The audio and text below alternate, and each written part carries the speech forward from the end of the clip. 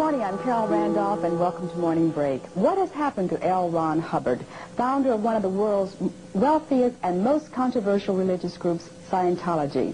One of the issues to be discussed this morning with my first guest, Ron deWolf, who's the son of the missing L. Ron Hubbard. Let's give him a big round of applause, please.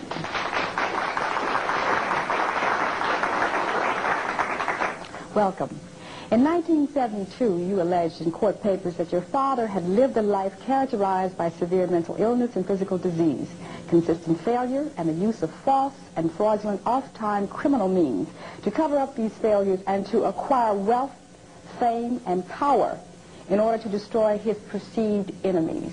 What made you draw those conclusions? What did you see that led you to that? Because I lived it. 99% of what my father wrote and said about himself is totally untrue.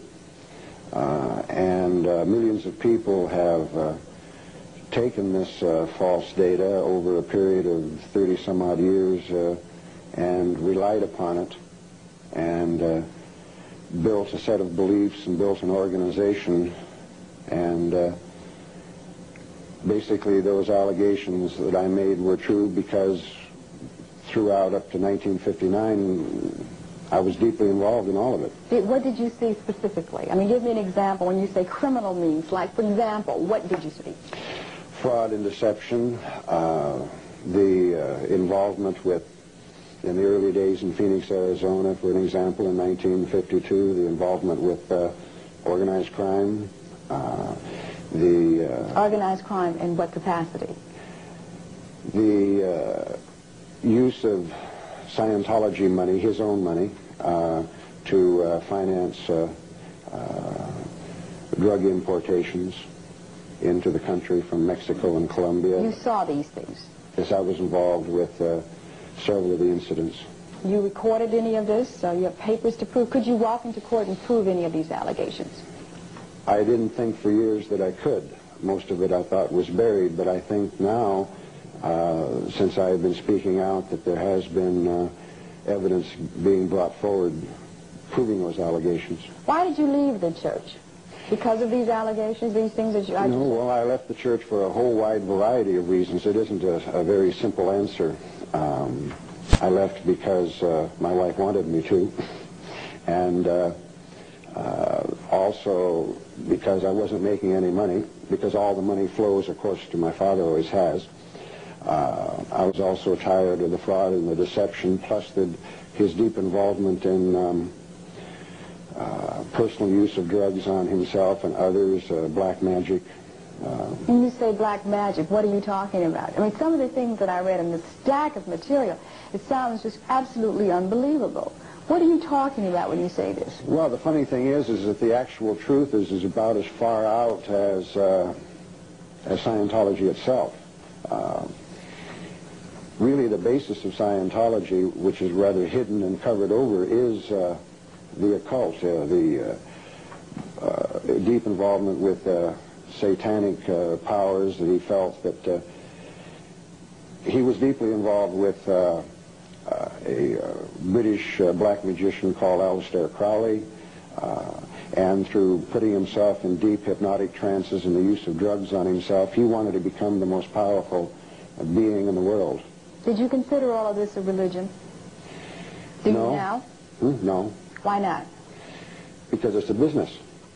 It always has been. I was one of the incorporators of one of the original church organizations, and we incorporated just because the AMA and the IRS were giving him a lot of problems in the early 50s. What was your relationship like with your father? I mean, for a lot of people, they would say, well, maybe you're doing all of this because you did not have a good relationship with your father, or maybe you're doing all this for the money. Why are you taking these stands? Because I want to see the truth, and I can't expose my father without exposing myself. I mean, my life is pretty messed up and goofy anyway, and in actual fact, who really belongs in this chair is L. Ron Hubbard, my father. But why I'm doing it is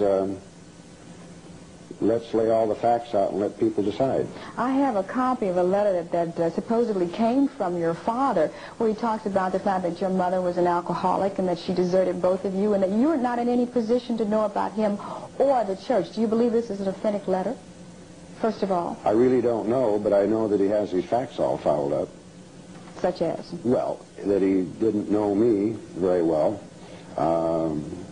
The fact is, from 1952 to 1959, I was very instrumental in and around the organization and the formation of it. I was director of training, taught many, better than 20 advanced clinical courses.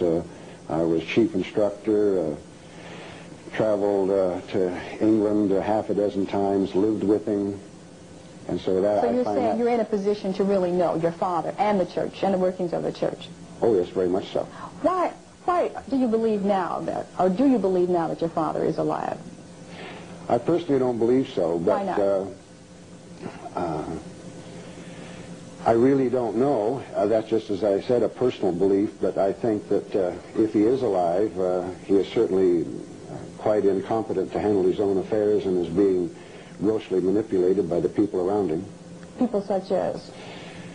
Well, in my petition we named, I believe, a 22-year-old boy with about a 9th grade education named David Miscavige, who's one of them. Now this is a person who belongs to what is called now the Sea Organization, is that correct? Yes, the Sea Org, and that is the, it's sort of, could be considered the SS arm. Now would you explain that? I mean, who are these people? And why have you labeled them that? Because they're very much parallel a Hitlerite-type organization. And you realize that's very difficult for us to understand that. Here we are sitting in America today in the year 1983, and you're telling us that there's a group of young people who are like the SS. Mm-hmm. Why? I mean, how were they indoctrinated? Where were these young people? Where would they have gotten this concept from? Gotten it from my father. They were raised in Scientology, and all they've known is Scientology and my father. And were they isolated from the outside world altogether?